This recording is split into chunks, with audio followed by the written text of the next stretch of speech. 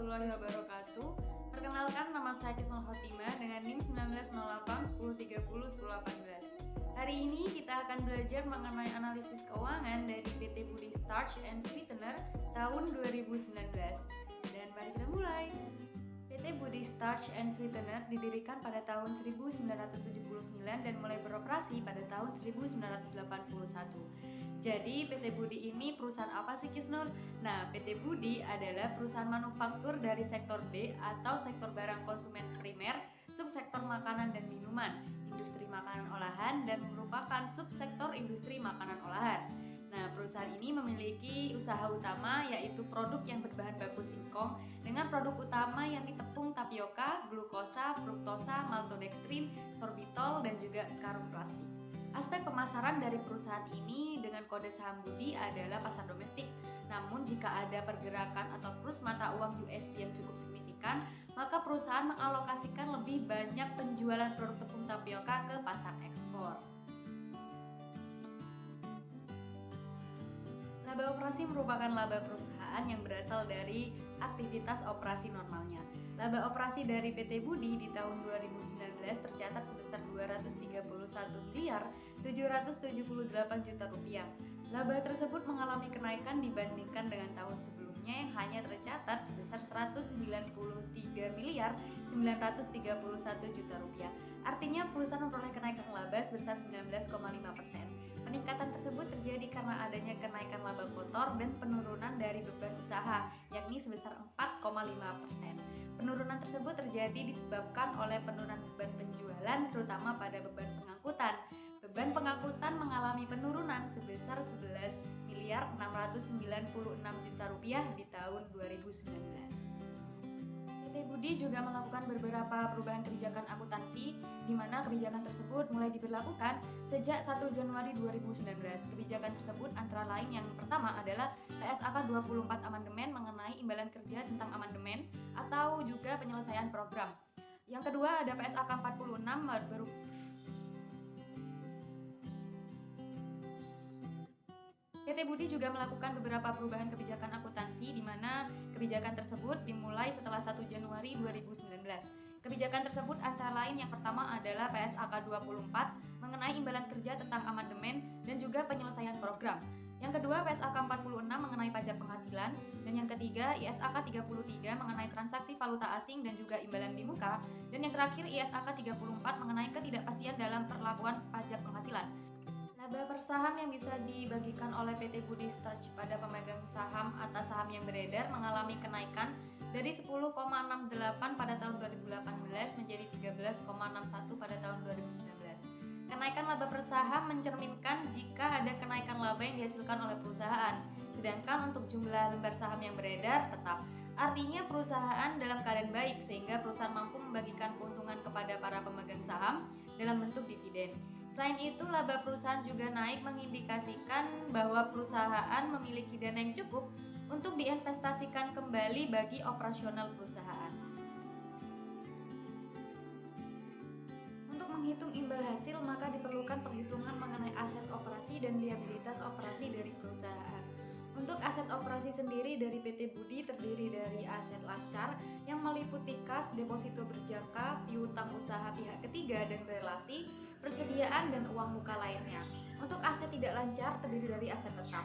Sedangkan untuk liabilitas operasi terdiri dari liabilitas jangka pendek yang meliputi utang usaha pada pihak ketiga dan relasi, beban akrual dan juga utang pajak. Sedangkan untuk liabilitas jangka panjang meliputi liabilitas imbalan kerja jangka panjang dan juga liabilitas pajak tanggungan. Berdasarkan perhitungan tersebut, RNOA dari PT Budi tahun 2019 sebesar 85%. Artinya imbal hasil atas aset operasi yang dimiliki oleh perusahaan sangat baik.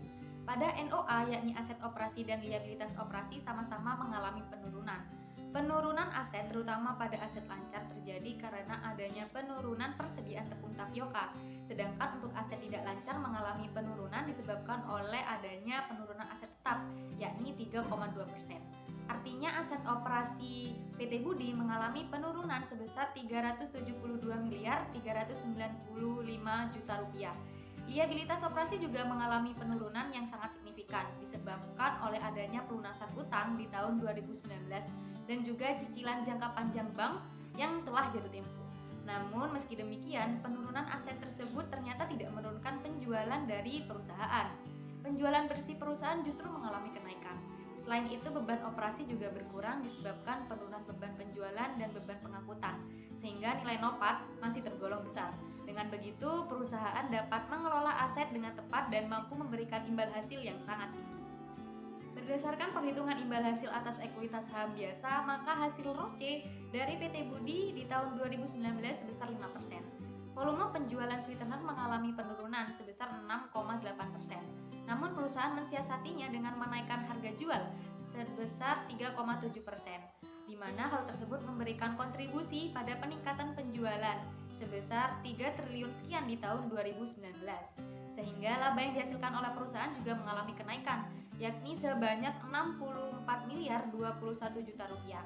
Meski nilai ROCE yang tidak terlalu tinggi, namun PT Budi menggunakan modal yang dimiliki secara efisien untuk menghasilkan laba bersih.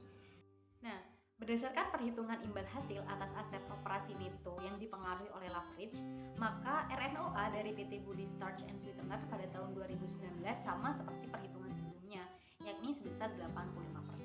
Artinya, meski dihitung dengan analisis pengaruh keberadaan dari leverage, RNOA masih baik karena OLEV-nya bernilai positif, sehingga OLEV tersebut dapat meningkatkan hasil dari RNOA. Besaran OLEV dihitung dengan membagi rata-rata liabilitas operasi dengan rata-rata aset operasi neto atau yang kita sebut sebagai NOA. Liabilitas mengalami penurunan karena adanya pelunasan hutang yang sudah jatuh tempo. Sedangkan untuk penurunan aset operasi terjadi pada aset lancar yang meliputi kas, deposito berjangka, piutang usaha pihak ketiga maupun berrelasi, persediaan, dan uang muka lainnya. Sedangkan untuk aset tidak lancar, aset tetap juga sama mengalami penurunan. Yang selanjutnya adalah margin laba operasi neto atau margin NOPAT, di mana ini mengukur profitabilitas operasi dari perusahaan terhadap penjualannya. Berdasarkan perhitungan, maka NOA dari PT Budi sama seperti sebelumnya, yakni sebesar 85%. Tingginya margin NOPAT dikarenakan oleh produksi yang sangat efisien dan menguntungkan, serta beban-beban penjualan dan administrasi yang cukup rendah.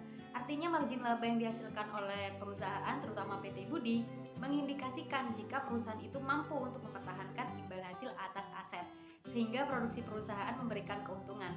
Dengan kata lain, margin laba yang dicapai perusahaan mencapai 73% di tahun 2019. Kondisi ini menggambarkan jika kinerja operasinya sangat baik. PT Budi adalah perusahaan manufaktur, jadi tidak heran jika kebanyakan investasinya berupa aset tetap untuk proses produksi setiap harinya. Imbal hasil atas ekuitas saham biasa yang dipengaruhi leverage dari PT Budi di tahun 2019 sama seperti sebelumnya, yakni 5%.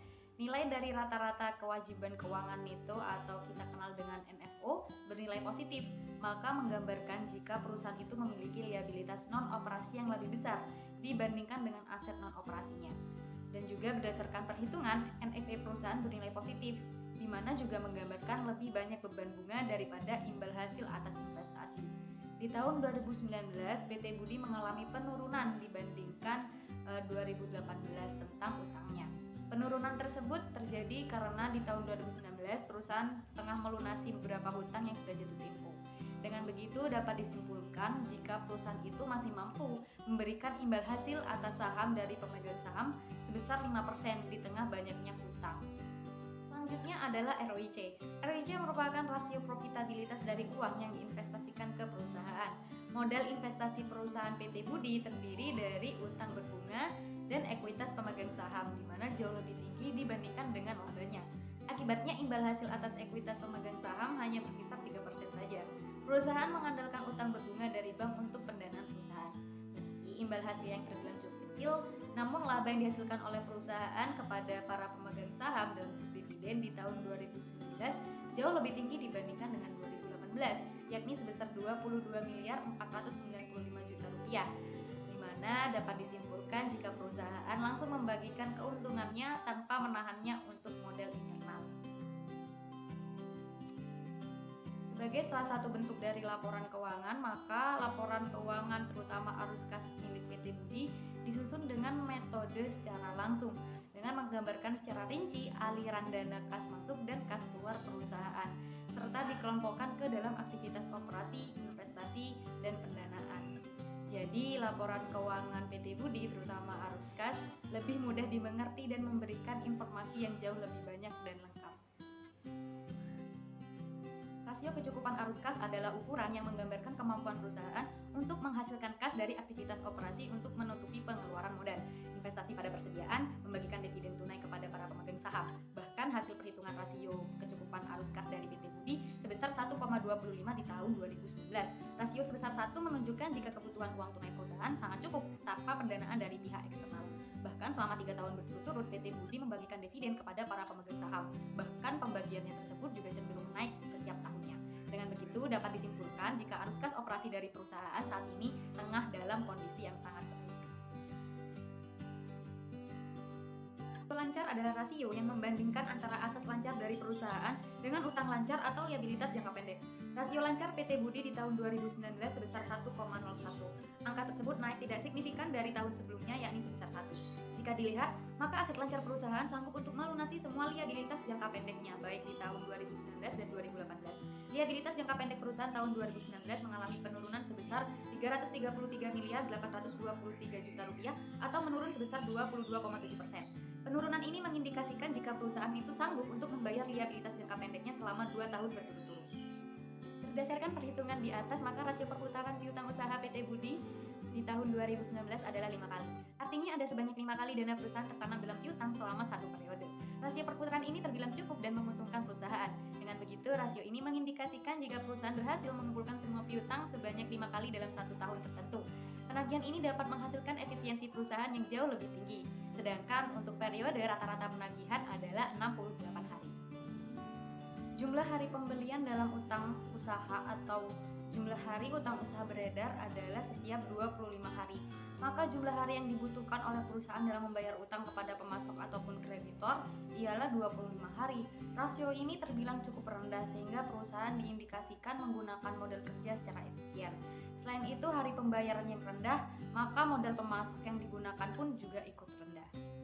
Berdasarkan perhitungan Altman Z-Score dari PT Budi di tahun 2019 yakni sebesar 1,67, di mana X1 adalah 0,002, X2 adalah 0,131, X3 adalah 0,077, X4 adalah 0,75 dan X5 adalah 1,001.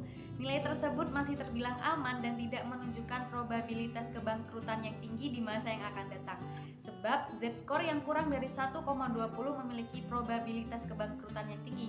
Artinya perusahaan sangat mampu untuk melunasi semua kewajibannya pada tahun 2019. Kondisi keuangan dari PT Budi di tahun itu juga sangat sehat dan mampu memberikan imbal hasil yang baik bagi perusahaan. Karena prediksi menunjukkan tidak adanya kebangkrutan, maka pihak-pihak yang berkepentingan bisa memanfaatkan rasio ini. Kesimpulan berdasarkan dari beberapa analisis yang telah dilakukan menunjukkan bahwa kas yang dimiliki oleh PT Budi di tahun 2019 memang mengalami penurunan. Bahkan persediaan juga mengalami penurunan diakibatkan penjualan yang meningkat. Akibatnya rasio cepat perusahaan juga kecil, yakni sebesar 0,53.